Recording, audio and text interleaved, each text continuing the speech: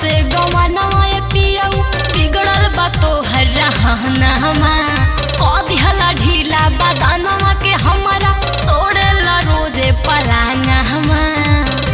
अरे पिया का बताई हो लैला तू जब से गवाना पियऊ बिगड़ल बा तोहर रहनमा कदिहला ढीला बदनवा के हमारा तोड़ेला रोजे पलांगवा।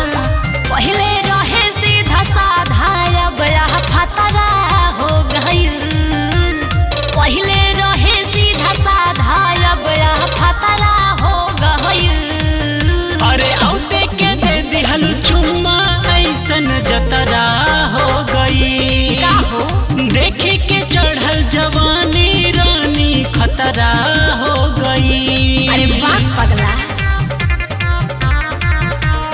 खतरा हो गई।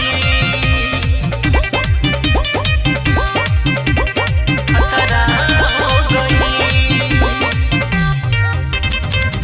भइला निर्दया काहे तू ना लजैला हो नहया नोहर कनिया के काहे तू ना मोहैला हो।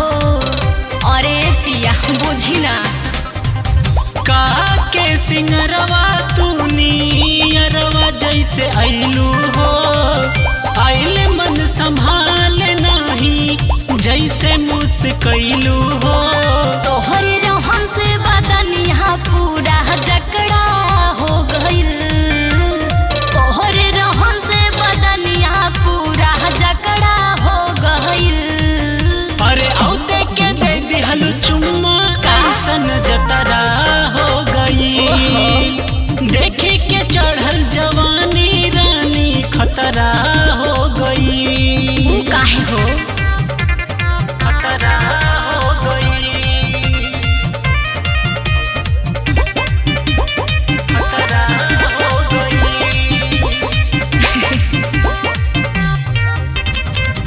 विनोद पियऊ तू धारा रहनिया के दिन दिन बढ़ावा तारा ढेर परेशानिया के। अरे मान जाई ना ये राजा सटी के सटा के रानी काटे दान चनिया के।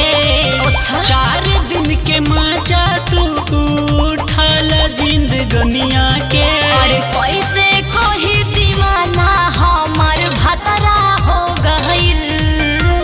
कैसे कोई दीवाना हमार भतरा हो गइल। अरे औते के दे दिहलु चुम्मा ऐसन जतरा हो गई। अच्छा देखी के चढ़